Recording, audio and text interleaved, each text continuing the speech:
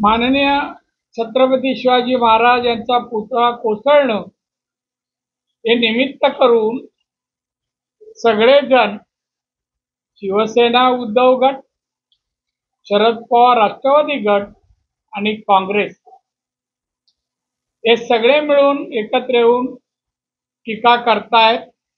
या जिल्ह्यात पुतळा तयार झाला, मालवण जिल्ह्यातली लोक नतमस्तक झाली महाराजांसमोर, पण आज आलेले सगळे बाहेरून पुढारी गेल्या 8 महिन्यात महाराजांच्या पुतळ्यासमोर नतमस्तक व्हायला आले नाही, दिसले नाही। याच्यातले एक तरी राष्ट्रपुरुषाचा पुतळा कुठे उभारला?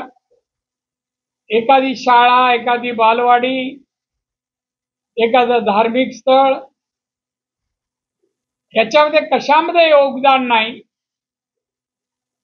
फक्त भारतीय जनता पक्षाने किंवा आमच्या आत्ताच्या सरकारने सन्माननीय एकनाथ शिंदेच्या कुठलीही घटनेचं निमित्त मिळालं तर आरोपापलीकडे यांचं विधायक सामाजिक कार्यच नाही, कोणतंही कार्य नाहीये।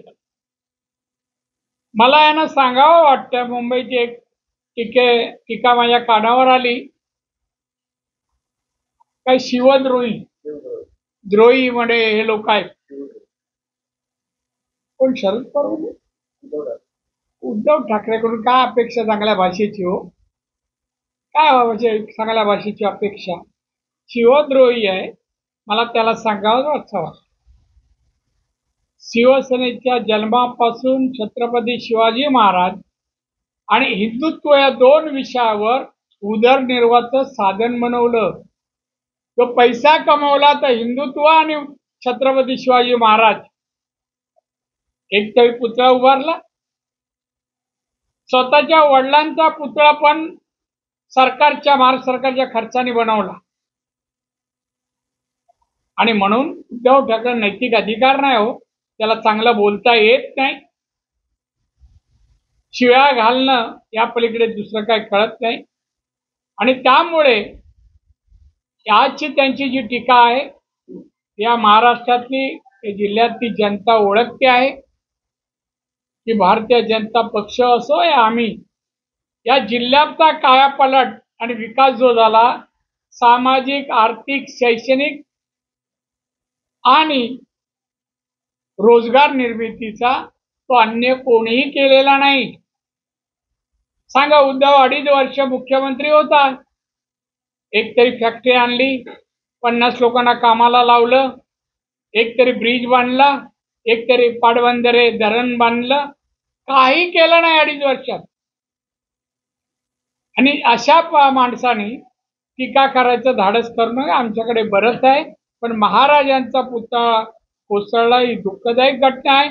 आणि म्हणून आम्ही कोणतंही राजकारण न करता आमचा आता एकच हे आहे की परत पुतळा लवकरात लवकर उभारणं आणि त्यासाठी आमचे प्रयत्न असतील। आणि दुसरं म्हणजे हा पुतळा कोसळला त्याचं निमित्त जे कोण जबाबदार आहेत त्यांच्यावर कारवाई, याच्या पलीकडे आम्हाला राजकारण नाही करायचंय।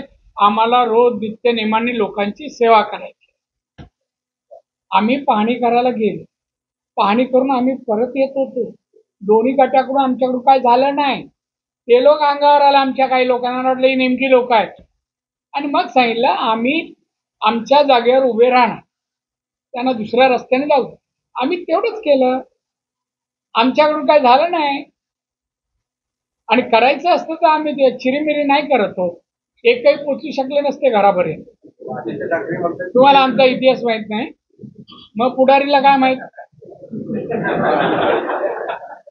बोला, विचार, दुसऱ्याने विचार।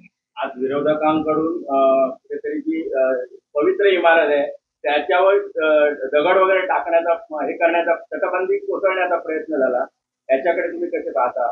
ठाकरे शिवसेनेकडून मोठ्या प्रमाणात कशा स्वरूपात पाहता तुम्ही? पाहिला ना मी कसं पाहतो, सांगितलं इथून जाऊ देणार नाही। पवित्र छत्रपती शिवाजी महाराजांचा पुतळा कोसळला, त्याचा भाग खाली आहे, त्याच्यावर दगड पडले आहेत। हे छत्रपती शिवाजी महाराज द्रोही आहेत, तो उद्धवला माहित काय, त्यामुळे त्यांनी नको ठिकाण त्याच्या टीकेला मी मानत नाही हो. हिंदुत्व करत होता आणि हा? त्यांनी काढले आणि आमच्या लोकांनी बसवलं. ह्याच मुद्द्यावरून महाविकास आघाडी एक सप्टेंबरला मुंबईमध्ये मोर्चा काढणार आहे. दुसरं काय करणार, त्यांच्याकडे काय आहे, रिकामटेकडे लोक आहेत, काय करणार, मोर्चा काढायला काय लागतं. आता इथले आता हे ओले झाले झेंडे त्यांचे सुकवतील आणि पुढच्या ह्याला तेच घेणार. अरे कसले तो उद्धव ठाकरे 2.5 वर्षात काय केलं.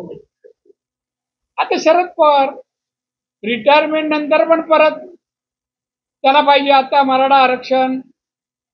4 वेळा मुख्यमंत्री आरक्षण देऊ शकले नाहीत, ते केंद्रात मंत्री होते, आरक्षण दिलं नाही. त्यामुळे या सगळ्यांचे आहे ना फक्त भाजप, शिंदे, अजित पवार यांच्या युतीला विरोध. महाविकास आघाडीकडून मुद्दामून आजचा प्रकार घडवण्यात आला. मुद्दाम हेतू पुरस्कार असं तुम्ही हे करा, लीड करा आमच्या वतीने. हे मात्र तो त्याच्यावरती टीका करतो. आदित्य ठाकरे स्वतः म्हणतात की तुमच्यामुळे हे सगळं राडा झाला. माझ्यामुळे काय राडा झाला. अरे शिवसेनेने राड्यामुळे शिवसेना नावावर रुपाला आली. हे त्याला काय माहित, तो शेंबडा होता तेव्हा. त्याला काय माहित शिवसेना, उद्धवला तरी काय माहित हो. तेव्हा सुरुवातीला नव्हते ते. ठळक घडामोडींसाठी देशोन्नती न्यूज चॅनलला सबस्क्राईब करा आणि बेल आयकॉन प्रेस करा. मुंबई, पुणे, नागपूर, मराठवाडा असो का विदर्भ, राजकीय, सामाजिक, शैक्षणिक क्षेत्र असो का क्रीडा, सर्वच घडामोडीचे विश्लेषण पाहायला विसरू नका. फक्त देशोन्नती न्यूजवर.